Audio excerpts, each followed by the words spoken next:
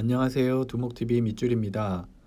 이번에 소개해드리는 책은 인터넷 포털사에서 중간관리자로 근무하며 상하 좌우 널린 빌런들과 처세보단 생존 기술을 통해 직장 생활에서 밸런스를 잃지 않는 고급 테크닉을 전수합니다. 가볍지만 묵직하고 진지하지만 재밌습니다. 책을 좀 살펴보면 직장은 보스뿐만 아니라 동료 혹은 후배조차도 강력한 빌런으로 등장하는 게 현실이고, 그들 사이에서 적당히 나를 찾고 균형감을 잃지 않으면서 월급 앞에서 넘치지도 모자라지도 않게 버티는 직장인의 기술을 가득 담고 있습니다. 그럼 제 리뷰로 넘어가 보겠습니다. 배신하지 않는 것은 월급뿐이야. 저자 박지연, 출판 사무사 책방입니다. 시작부터 보스를 향해 아부성 강한 멘트를 날리며 자신 같은 사람도 있다고 이토록 강렬하게 어필하는 생계형 직장인의 이야기에 귀를 기울여야 하는가 잠시 고민됐다. 제목을 보고 그의 직장 생활에선 유토피아스러운 이야기가 가득할 것 같았다.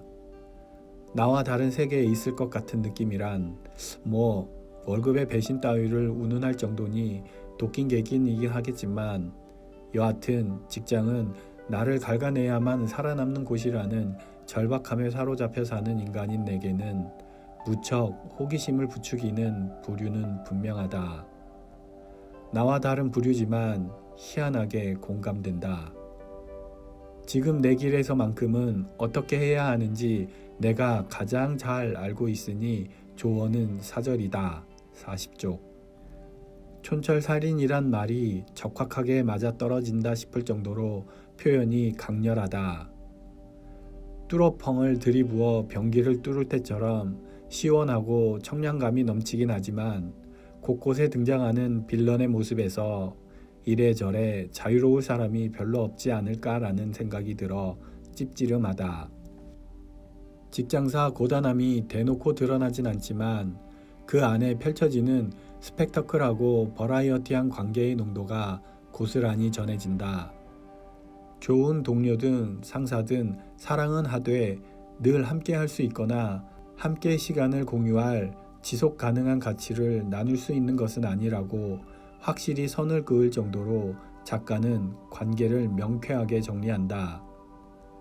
남이 싸질러 놓은 똥, 단언컨대 조직에는 몸과 마음을 갈아바쳐 헌신하고 지켜야 할 가치 있는 일 같은 건 없다 라는 말에 가슴이 이다지 쿵쿵거리는지, 매일 매시간 그렇게 살고 있는 듯한 내 월급이 초라해진 느낌이 들었다.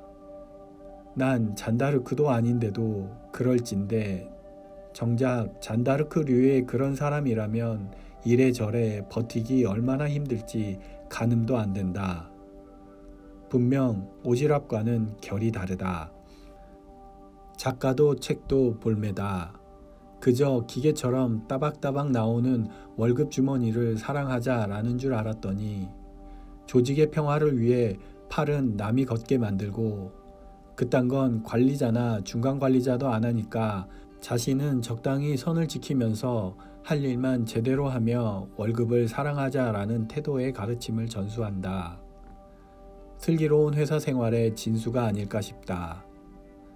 그러는 한편 무례하거나 책임감 없는 사람은 물론이고 보스조차도 등골이 서늘할 정도인데다 옹기라곤 1도 없는 말투로 서슴없이 충고를 날리는 강단 있는 자세를 보이기도 한다.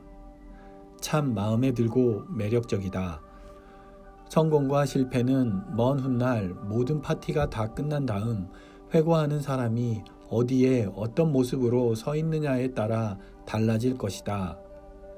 그러니 이토록 열린 결말로 가득한 세계에서 나는 미래의 어떤 모습을 성공으로 평가할까? 118쪽. 성공을 담보로 하는 자기계발서들이 열의 아홉은 경제력, 권력, 명예를 공식처럼 다룬다. 정작 리더나 지도층이 갖춰야 할 인성은 빼고 영향력만 지표로 내세우는 통에 성공해야 한다는 말만으로도 경기가 날 정도인데, 작가는 자신의 미래를 열린 결말로 생각의 전환을 해낸다.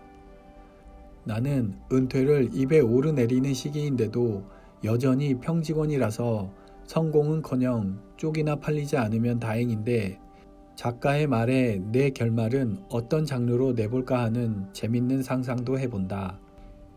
예전 중간 관리자에게 착한 아이 신드롬에 허우적대지 말라고 쏘아 붙였던 적이 있다. 나 또한 남을 지적질할 만한 수준도 안 되는데 그런 짓을 서슴지 않고 했다. 이 자리를 빌려 참여한다.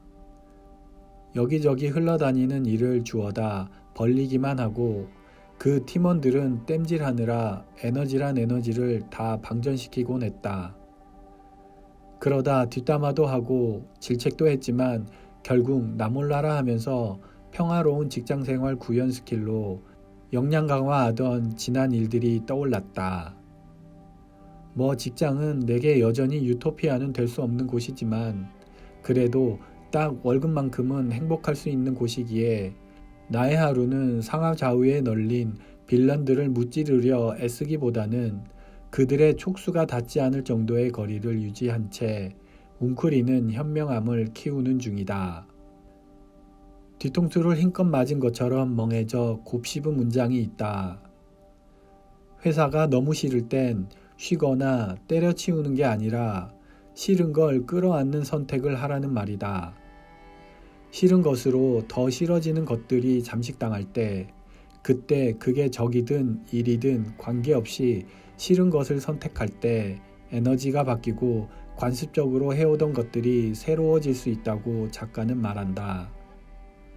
솔직히 아직 선뜻 받아들이긴 쉽지 않은 조언이지만 냉정하게 생각해보면 때려치울 준비가 되지 않았을 때는 속을 끓이는 것보다 괜찮은 선택지일지 모르겠다. 적과 동침하라는 것도 아니니. 확정적 언어를 구사하는 사람을 보스라고 한다.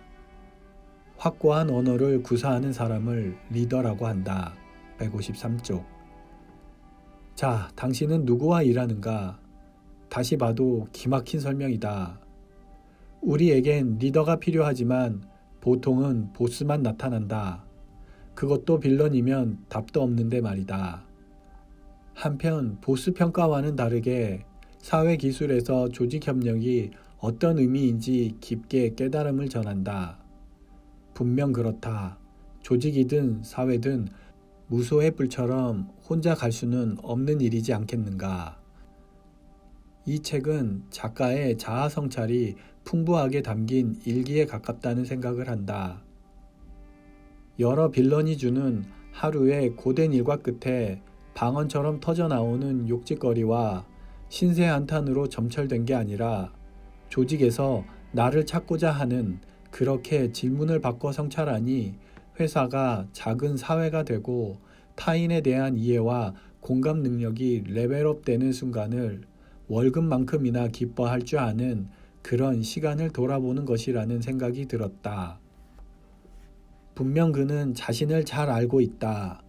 그리고 같은 키나발루에 있었음에도 나는 적어도 철학적 자살 같은 타협점을 명상할 깜냥이 되지 않으니 꼴랑 책을 읽었다고 회사에 속지 않고 즐겁게 살아남을 수 있을지 어쩔지는 모르겠다. 다만 그저 오늘 하루는 기필코 무사하고 싶을 뿐이다. 저와 함께 편안하고 좋은 시간이 되셨다면 좋아요와 구독 부탁드립니다.